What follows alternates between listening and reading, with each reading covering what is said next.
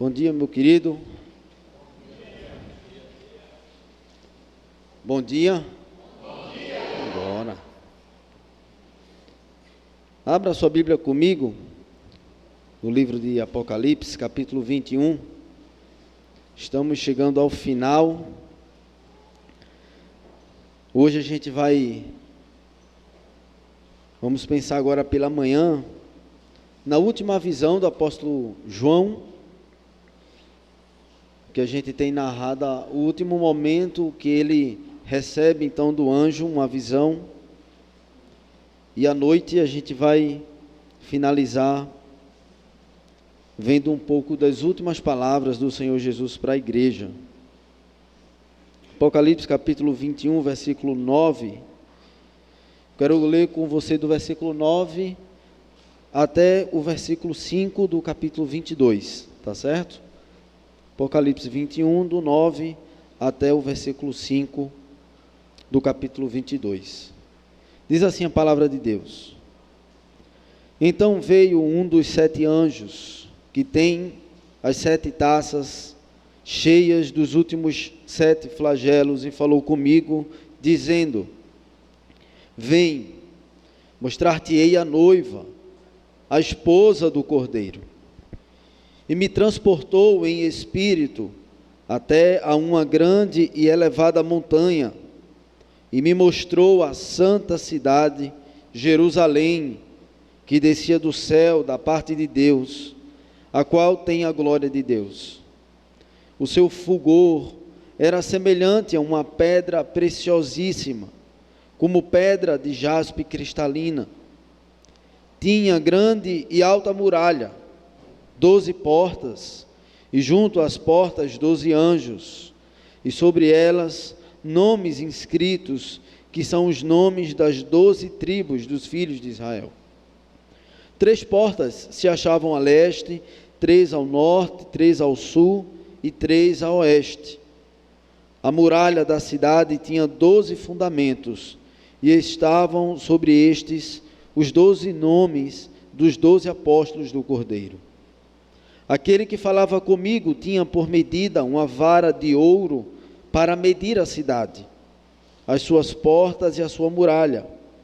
A cidade é quadrangular, de comprimento e largura iguais. E mediu a cidade com a vara até 12.000 estádios.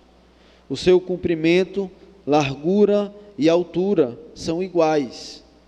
Mediu também a sua muralha, 144 côvados, medida de homem, isto é, de anjo.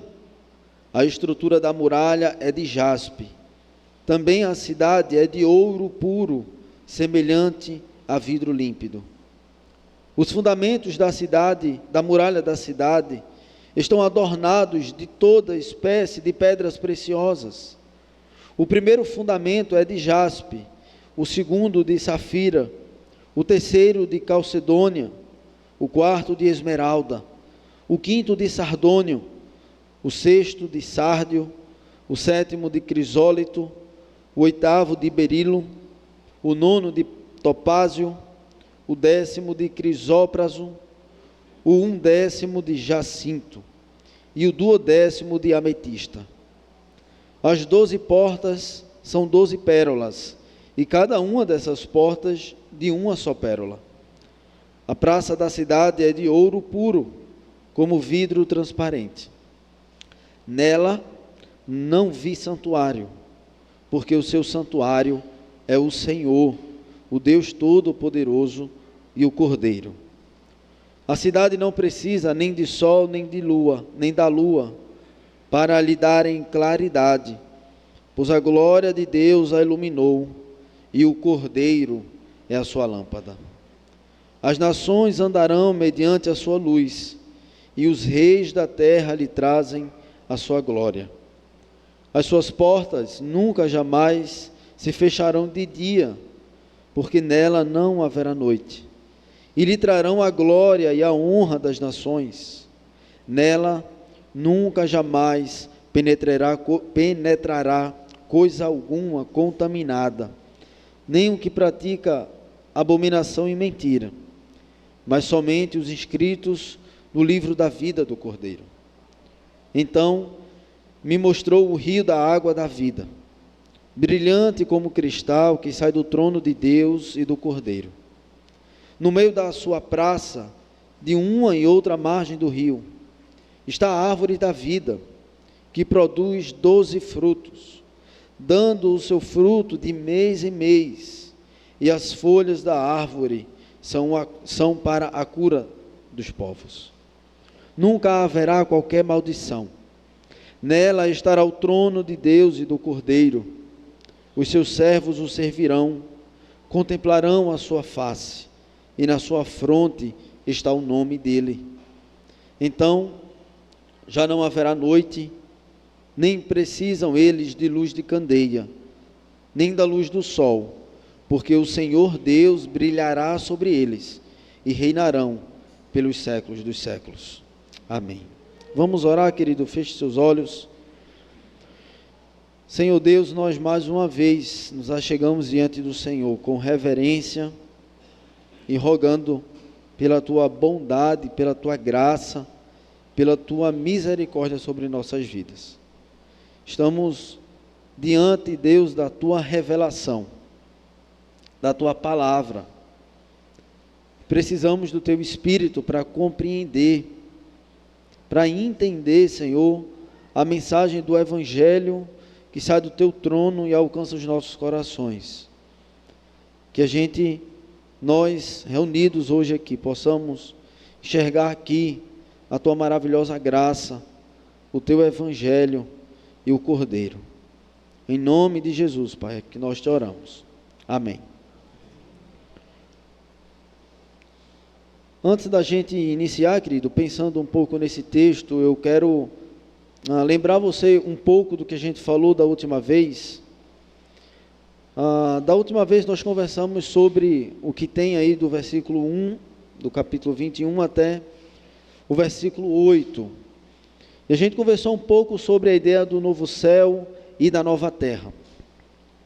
E o que a gente enfatizou, e eu quero mais uma vez enfatizar aqui com você hoje, é que o livro de Apocalipse nos foi dado para que nós possamos enxergar o mundo vindouro, ter um pouco de noção de como será o mundo vindouro, a eternidade com o Senhor, mas não com o objetivo de nós nos desvincularmos da nossa vida hoje na terra e focarmos só lá.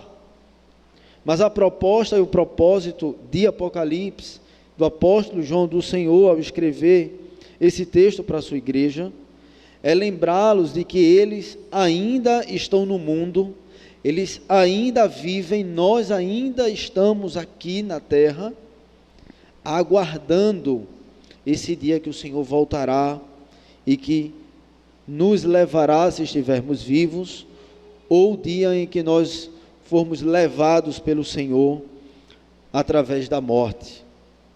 Portanto, nós pensamos sempre, querido, no porvir, na vida eterna com o Senhor, antes de qualquer coisa, com o objetivo de pensarmos na nossa vida agora aqui.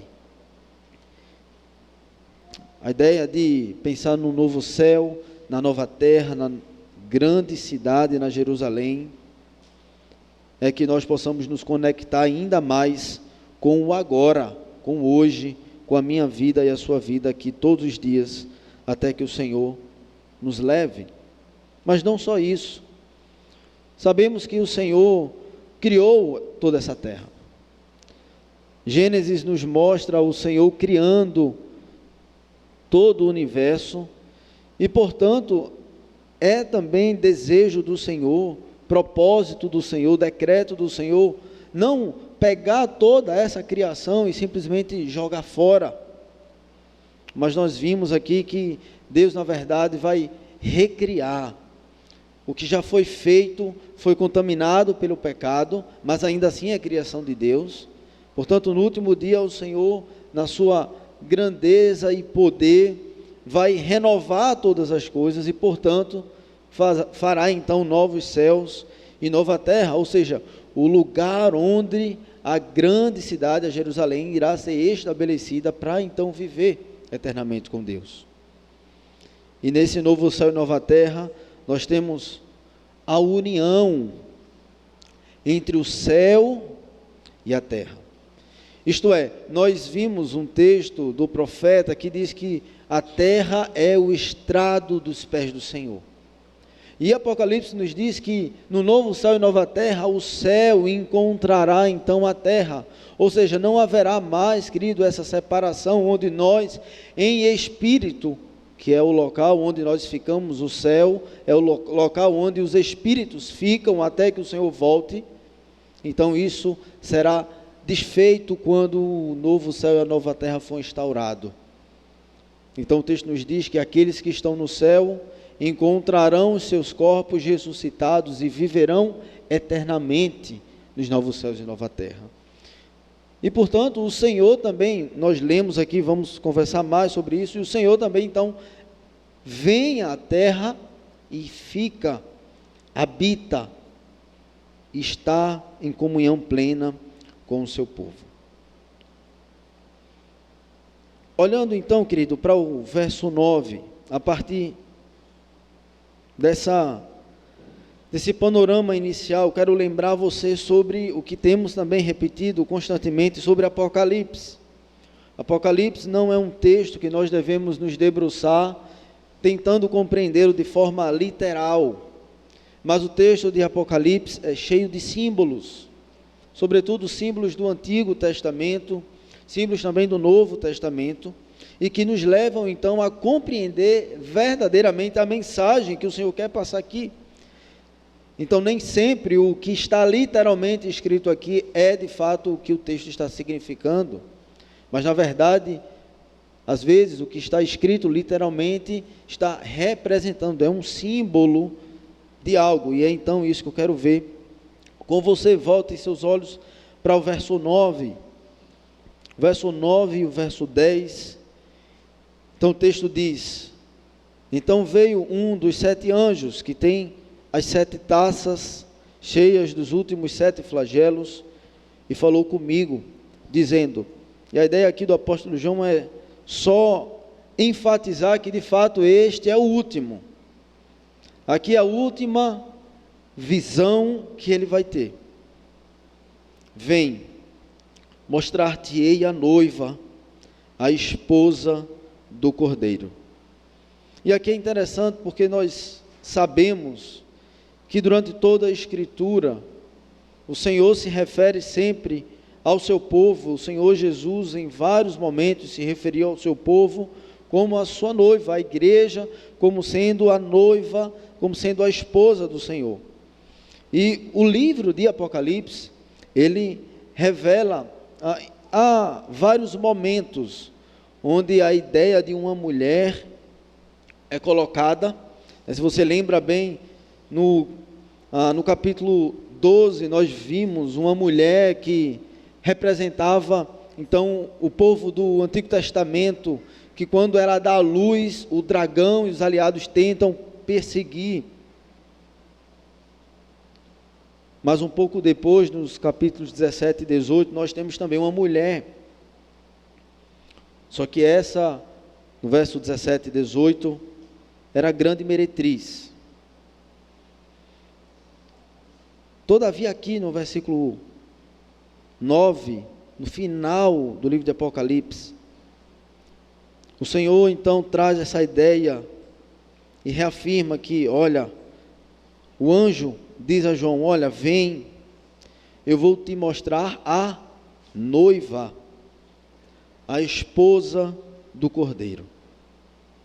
E aí o verso 10 então diz, e me transportou em espírito até uma grande e elevada montanha, e me mostrou a santa cidade, Jerusalém, que descia do céu da parte de Deus. Perceba, querido, João está tendo uma visão aqui. O anjo conduz João até uma grande e elevada montanha, e desta montanha ele mostra uma grande cidade. Uma cidade que estava descendo do céu. E o anjo diz: olha, essa cidade é Jerusalém. Se você lembra muito bem, Jerusalém, no Antigo Testamento, era o lugar central onde o povo de Deus ia ter comunhão com Deus. O povo de Deus ia até Jerusalém, peregrinando para adorar o Senhor lá.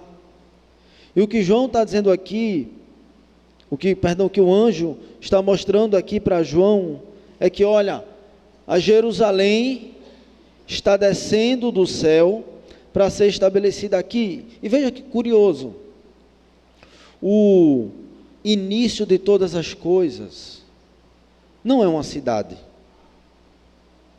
O início de todas as coisas é um jardim, se você lembra muito bem.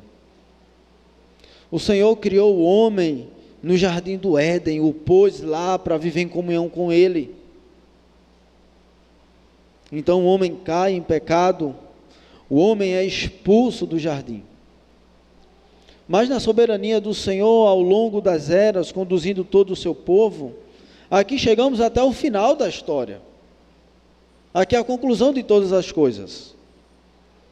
E nesta conclusão, querido, nós não temos um jardim, mas nós temos uma cidade. Nós temos Jerusalém. Nós temos a nova Jerusalém. E a ideia aqui é exatamente mostrar um detalhe e uma perspectiva muito importante para a igreja do Senhor, que é a cidade. Ela dá uma ideia de atividade constante e de aglomeração de pessoas, diferentemente de um jardim. A ideia aqui é que o povo de Deus, a Jerusalém, estará descendo do céu. O povo de Deus, na sua plena e profunda comunhão, estará sendo estabelecida nos novos céus e nova terra, para viver com o Senhor eternamente. Perceba, não pessoas separadas, não pessoas que não caminham com o povo de Deus, mas o povo de Deus estará junto, em comunhão, aglomerados, por assim dizer, para serem estabelecidos nesse novo céu e nessa nova terra, para reinar com o Senhor. Então, no final, verso 10, ele diz que ele mostra, então, essa cidade santa, Jerusalém. A gente vai ver um pouco melhor a descrição de como é essa cidade, que descia do céu da parte de Deus. E no verso 11, então, ele diz que esta cidade, ela tem a glória de Deus. Você já parou, querido, para pensar nisso? A esposa, a noiva do Cordeiro, ela recebe então a glória de Deus. Deus empresta a sua glória para a noiva, porque ela agora será estabelecida aqui, nos novos céus e nova terra. Se você lembra muito bem, a glória do Senhor, em vários momentos da Escritura, nos revela o quanto o Senhor é santo, é puro, é imaculado, o quanto Ele não consegue, não pode, e é contra a sua própria natureza, ter comunhão com o pecado. O próprio Moisés viu a glória do Senhor em parte, porque o Senhor estava de costas, e durante muito e muito tempo, seu rosto resplandecia. Temos outros episódios da própria, querida palavra de Deus, que mostra quanto o fulgor da glória de Deus não era suportada pelos homens, por causa do pecado. Mas agora aqui, o apóstolo João vê essa cidade santa, purificada pelo Senhor, com a glória do Senhor emprestada para ela. Querido, nós estamos falando de mim e de você, da esposa, da noiva do Cordeiro. Então ele continua e diz que o fulgor desta cidade era semelhante a uma pedra preciosíssima, como pedra de jaspe cristalina. Pedra de jaspe é uma pedra muito preciosa, e em Apocalipse, a primeira vez a qual o texto se refere à pedra de jaspe, ele se refere ao trono de Deus, dizendo que o trono de Deus é como a pedra de jaspe.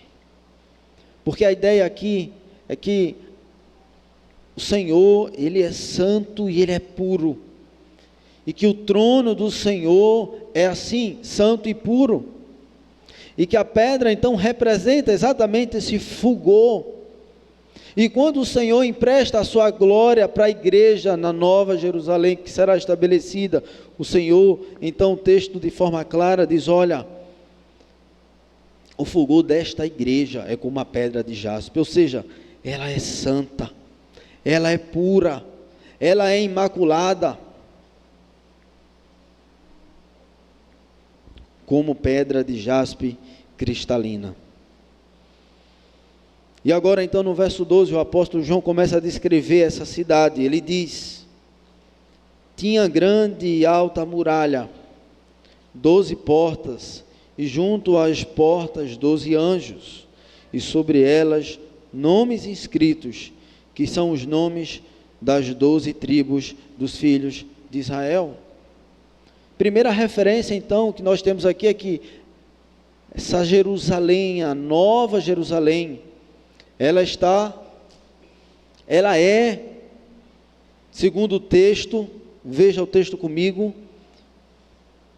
ela é composta das 12 tribos de Israel. Os cristãos do Antigo Testamento, aqueles que aguardavam a promessa do Messias, aqueles que aguardavam o Messias. E lembre, querido, tantas e tantas coisas aconteceram durante esse caminho do povo de Deus no Antigo Testamento, mas sim, durante todo esse caminho há salvos, e com certeza há salvos, porque eles criam na promessa do Cordeiro que viria. E o texto então aqui está dizendo: olha, João, ele enxerga então a Nova Jerusalém. Nesta Nova Jerusalém você tem as 12 tribos de Israel. O povo do Antigo Testamento está lá, o povo de Deus está lá. Percebe, é um ato só, não há vários atos onde o Senhor primeiro lida com os do Antigo e depois o Senhor lida com os do Novo. Não, o ato é um só. O texto continua então, veja verso 13: 3 portas se achavam a leste, 3 ao norte, 3 ao sul e 3 ao oeste. E no 14 então ele diz: essa muralha da cidade tinha 12 fundamentos, e estavam sobre estes o quê? Os 12 nomes dos 12 apóstolos do Cordeiro. Nós temos aqui, querido, a composição. Quem é a Nova Jerusalém? Quem são aqueles que estarão lá? E o que a palavra de Deus nos diz é que a Nova Jerusalém é composta tanto do povo do Antigo quanto do Novo, porque é um povo só, é uma promessa só, é um Cordeiro só, é uma cruz só.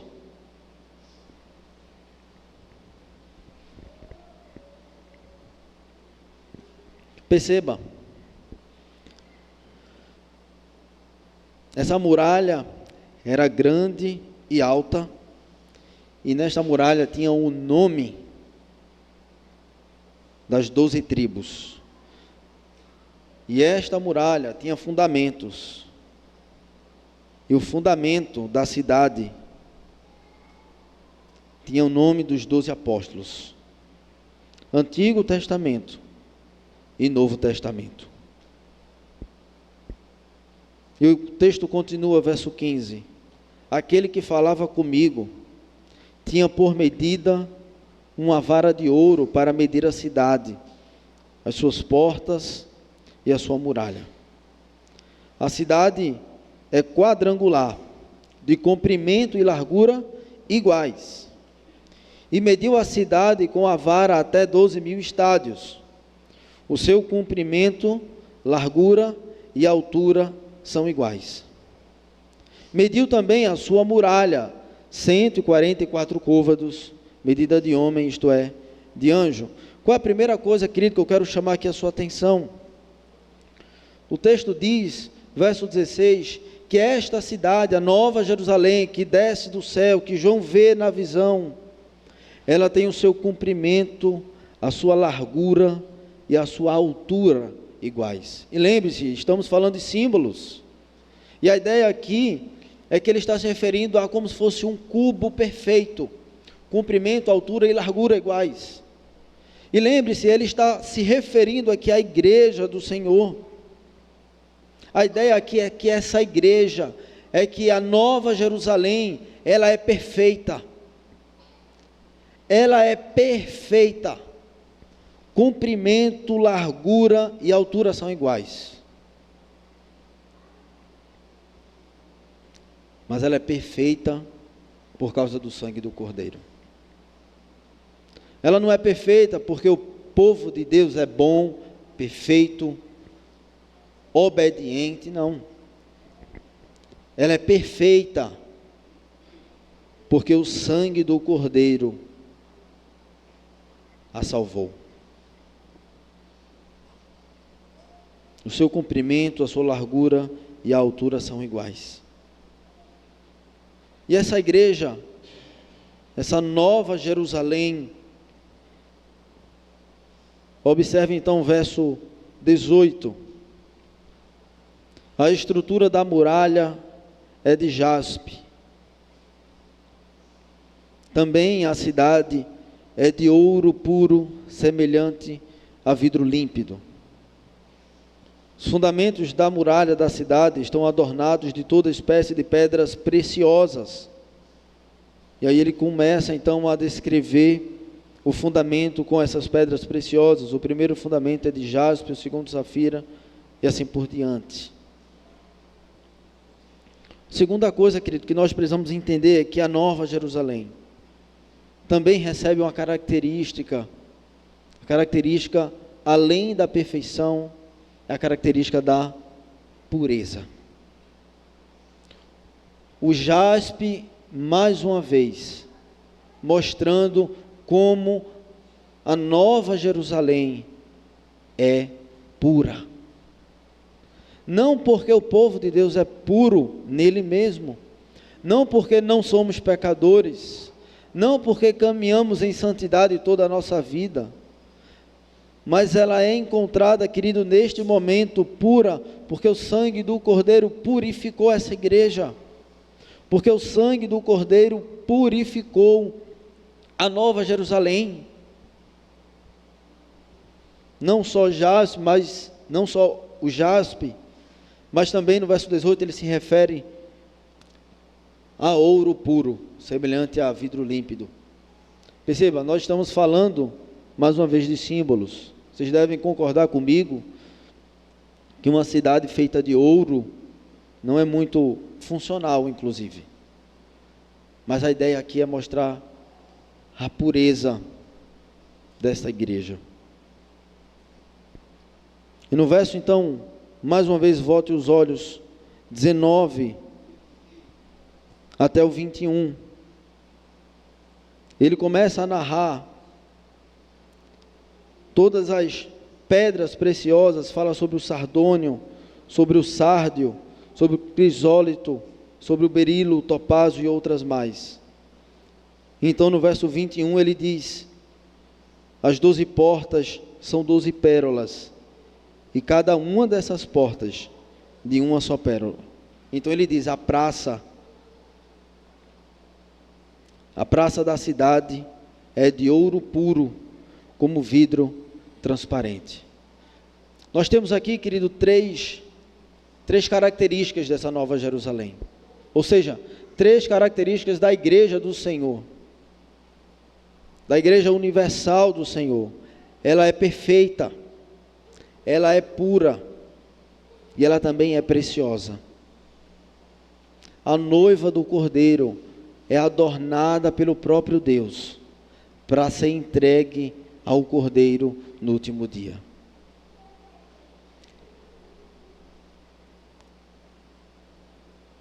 Tudo isso, mas nada feito por nós. preciosa, mas não por causa de nós, pura, mas não por causa de nós,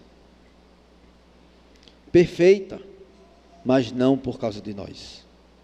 Ela é tudo isso por causa do Cordeiro, que derramou o seu sangue na cruz, e a fez e a transformou para ser como ela é aqui apresentada.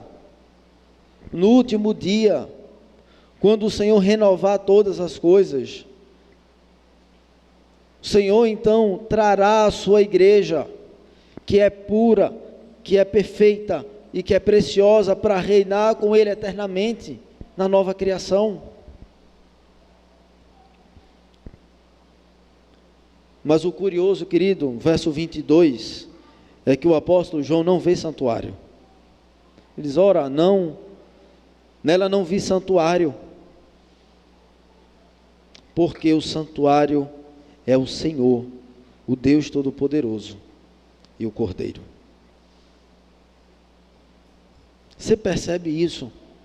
Durante toda a história do povo de Deus nesta terra, foi necessário ter santuários, ter lugares que eram feitos de formas específicas, determinadas por Deus, para que o homem tivesse comunhão com o Senhor. Mas o que ele está dizendo aqui, querido, é que no novo céu e nova terra não terá santuário, porque o Senhor estará lá. Ele estará lá reinando junto com o seu povo. No verso 23 ele continua e diz, olha, a cidade ela não precisa nem do sol nem da lua para lhe darem claridade. Por quê? Porque a glória de Deus a iluminou, e o Cordeiro é a sua lâmpada.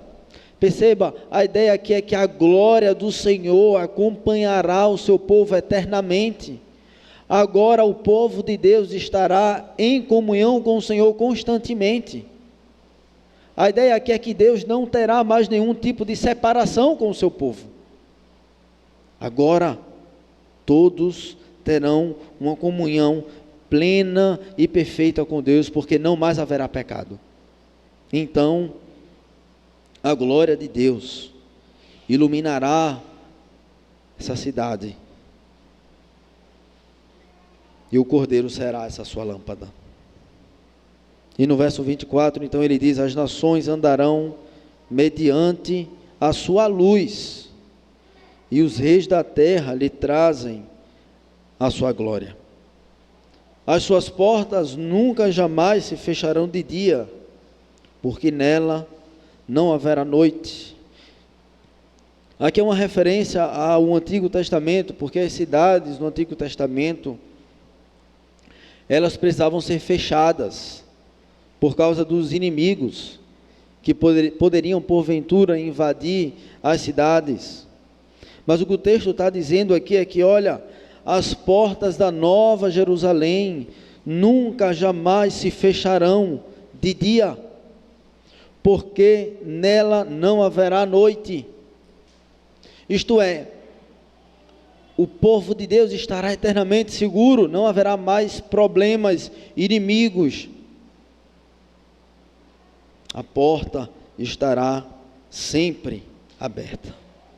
E no verso 26, então ele diz, e lhe trarão a glória e a honra das nações, nela nunca jamais penetrará coisa alguma contaminada, nem o que pratica abominação e mentira, mas somente os inscritos no livro da vida do Cordeiro. Você percebe isso, querido? A nova Jerusalém, que desce do céu, é a igreja do Senhor. É a igreja do Senhor pura, perfeita, preciosa, porque o Cordeiro morreu por ela, porque o Cordeiro assumiu a culpa que era dela, a minha e a sua. O texto diz que, olha, nesta cidade não haverá mais, não penetrará mais nenhum tipo de contaminação. Só entrarão aqueles que estiverem inscritos no livro da vida do Cordeiro. Então ele, meio que subitamente, tem uma outra visão no verso 1 do capítulo 22. Então ele diz: então me mostrou o rio da água da vida, brilhante como cristal, que sai do trono de Deus e do Cordeiro. E aqui é interessante, mais uma vez, querido, porque o apóstolo João começa a ver um misto, não só de uma cidade, mas até de um jardim também. Ele viu uma cidade descendo do céu e sendo estabelecida na terra, para viver agora eternamente, novos céus e nova terra. E então agora ele vê um rio da água da vida, que é brilhante como cristal e que sai do trono de Deus e do Cordeiro. E diz que no meio da sua praça, de uma e outra margem do rio, está o quê?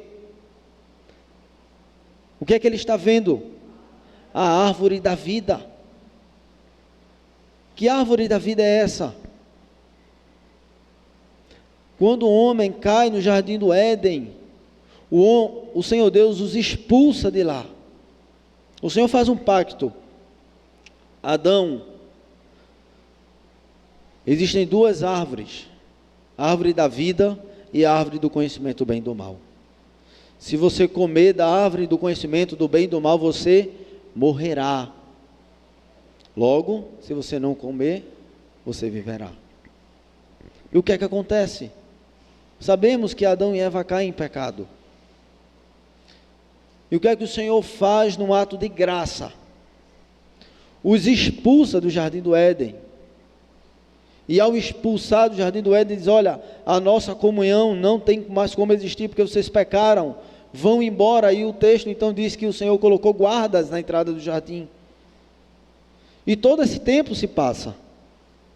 O Senhor faz todo o caminho com o povo dele, desde o Antigo Testamento até o final no Novo Testamento, onde estamos aqui. E agora, estabelecido novos céus e nova terra, a árvore da vida reaparece.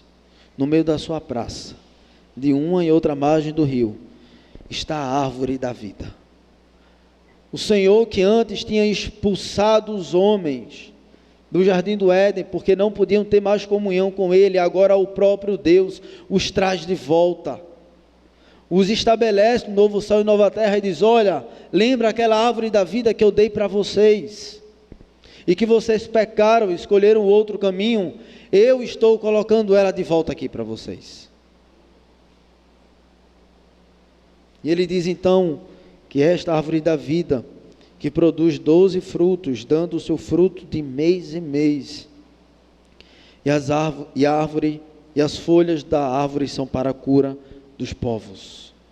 E aqui, querido, é só um símbolo apontando de que não haverá mais nada que poderá abater, seja doença, seja qualquer outro tipo de coisa, o povo de Deus. A árvore da vida será como cura para as nações, isto é, a partir da árvore da vida estamos seguros com o Senhor. Você percebe a obra de Deus? Ele faz um pacto com o homem quebra. Ele poderia naquele exato momento, querido, condenar o homem eternamente, mas ele não faz isso. Ele expulsa ele do jardim. Ele faz uma promessa do Cordeiro, que ele enviaria alguém da descendência da mulher que pisaria na cabeça da serpente. E este que é o Cordeiro, ele é o meio pelo qual nós temos acesso novamente àquela árvore da vida que foi perdida lá no início. Nunca mais haverá qualquer maldição. Nela estará o trono de Deus e do Cordeiro. E aqui tem alguns teólogos que imaginam que este momento de vida aqui que se iniciará será igual ao Jardim do Éden. Mas a teologia reformada diz que este tempo ao qual nos espera, ele é infinitamente superior ao Jardim do Éden.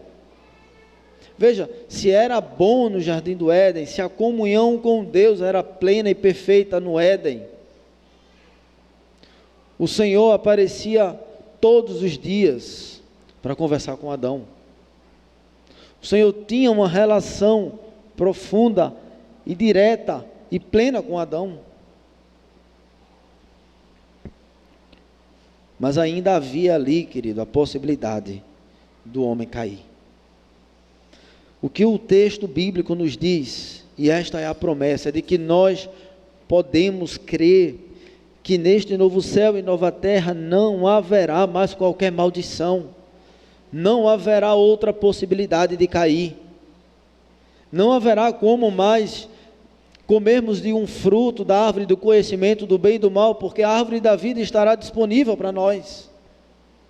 Agora o povo de Deus viverá eternamente com o Senhor no novo céu e nova terra, sem mais nenhum tipo de risco. Agora eles serão cuidados pelo Senhor. Nela estará o trono de Deus e do Cordeiro. Então ele diz: os seus servos o servirão, contemplarão a sua face, e na sua fronte está o nome dele. Veja, Adão e Eva não contemplavam a face de Deus. O texto bíblico nos diz que no novo céu e nova terra, nós, igreja do Senhor, contemplaremos a face de Deus. Nós estaremos com Ele todos os momentos do nosso dia, seguindo e dando os passos que Ele mesmo instituiu para nós. A ideia aqui, querido, de contemplar a face do Senhor e de ter o nome dele escrito na fronte é um símbolo de que nós seremos dele. Lembra? Em outro momento em Apocalipse, o próprio apóstolo João se refere à marca da besta, que aqueles que não estão no Cordeiro recebem ou têm a marca da besta na fronte. E aqui o texto está dizendo que, olha, aqui na Nova Jerusalém, o povo de Deus terá o nome do Senhor escrito na sua fronte, isto é, o povo de Deus será servo, estará servindo ao Senhor. Então no verso 5 ele termina, e é o último momento onde o apóstolo João relata uma visão. Ele diz: já não haverá noite, nem precisam eles de luz de candeia, nem da luz do sol, porque o Senhor Deus brilhará sobre eles, e reinarão pelos séculos dos séculos. Tudo isso, querido, só é possível e real porque o Cordeiro foi enviado e morreu na cruz do Calvário. Tudo isso só é possível porque o Senhor Jesus encarnou como homem, viveu em santidade nesta terra, foi crucificado, passou 3 dias na sepultura, ressuscitou ao 3º dia e foi assunto aos céus. Só por causa disso, somente através deste sacrifício, somente através deste fato, é que a igreja do Senhor, que eu e você podemos crer, sim, que no último dia estaremos com o Senhor para viver eternamente, experimentando apenas e somente do fruto da árvore da vida. Essa é a obra do Senhor Jesus. O Senhor nos chama a uma vida com Ele de comunhão plena. A expectativa desse último dia é muito grande para todos nós, espero eu. Mas pense comigo, querido, de que é que adianta eu e você hoje, nas nossas vidas diárias, não buscarmos ao Senhor, não desejar o Senhor, não desejar os testemunhos, os estatutos, não amar a lei de Deus, não querer caminhar com Deus. De que é que adianta nós termos essa postura na vida hoje, aqui agora, e no futuro por vir, querermos estar com o Senhor eternamente? Se você não gosta dessas coisas, a verdade é que você também não vai gostar de passar a eternidade com Ele, porque a eternidade com o Senhor é amar os estatutos, é amar os mandamentos, é amar o Senhor, é servir ao Senhor, é estar com o Senhor, é ter comunhão com o Senhor. E se eu e você não desejamos isso hoje, agora, nós também não desejamos novos céus e nova terra. Nós não desejamos estar com Ele eternamente. Nós não queremos estar com Ele. O Senhor nos chama a uma vida hoje de profunda comunhão. O Senhor nos chama hoje para uma vida profunda de oração. Sabemos sim, é belíssimo, é lindo ver toda essa imagem de João e entender o que é que o Senhor fez na história. Mas, querido, nós precisamos sim acordar e lembrar que o último dia virá, mas o Senhor nos chamou a viver uma vida com Ele hoje. E a partir da vida hoje com Ele, é que nós vamos ter a nossa expectativa cada dia mais aumentada para a volta do Senhor. É isso que fazemos todos os domingos. A palavra do Senhor diz: institui o domingo como dia do Senhor. Guarda o dia de sábado para o santificar.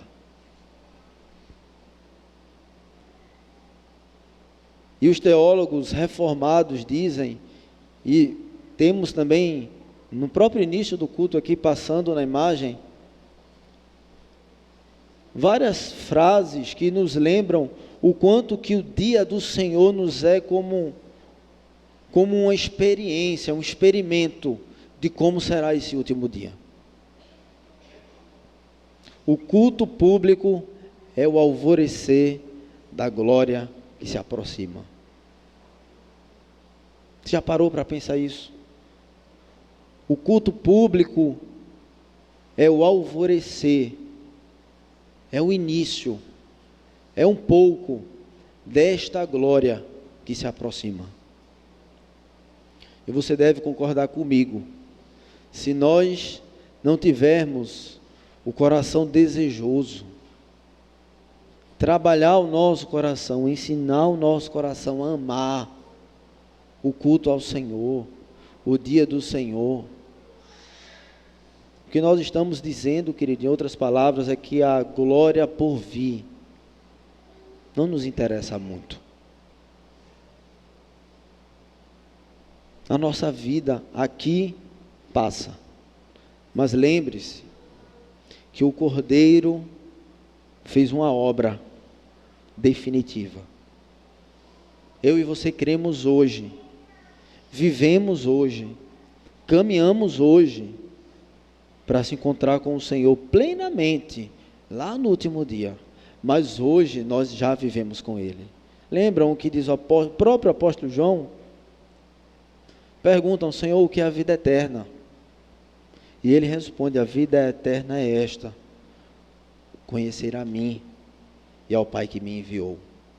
Esta é a vida eterna. Quero chamar você, querido, a mais uma vez concluir lendo com você o texto de 1 Coríntios, capítulo 15, versículo 35 até o 58.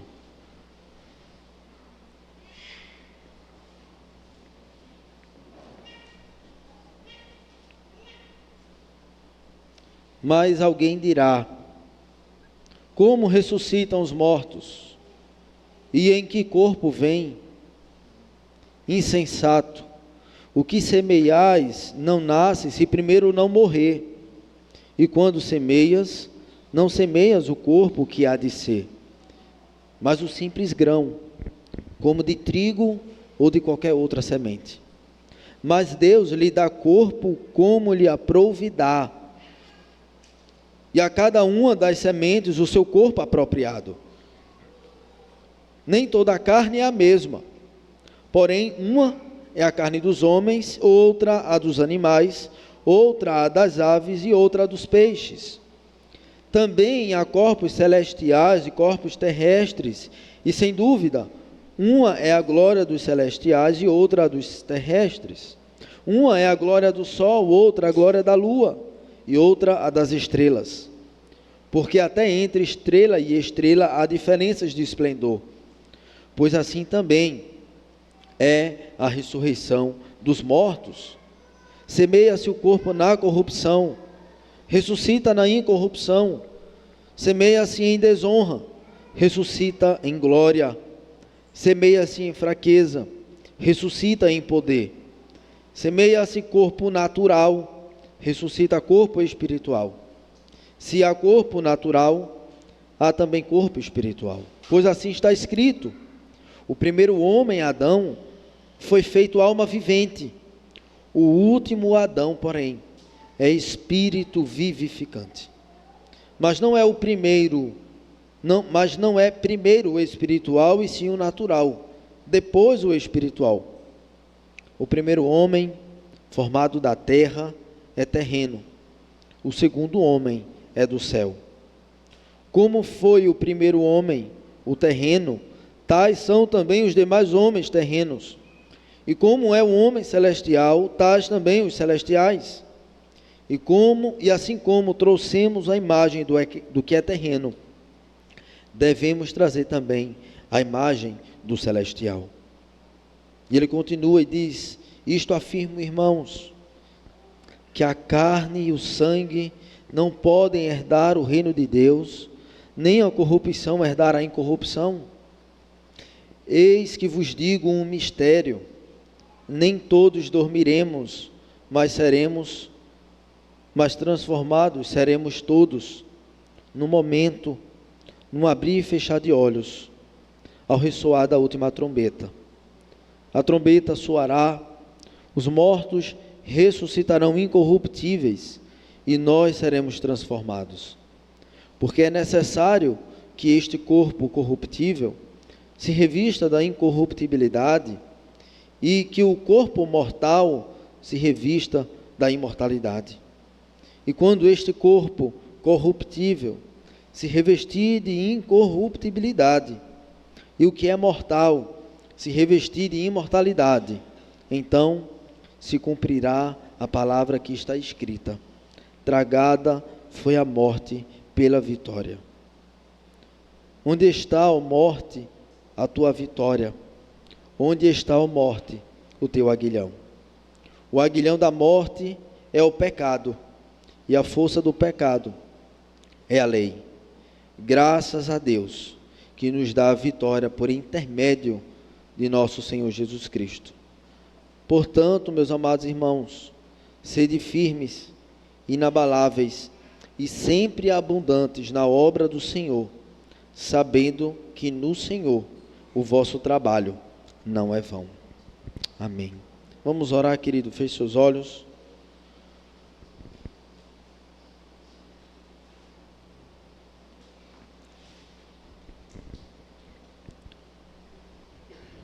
Te louvamos, Senhor, por ter nos dado esta revelação.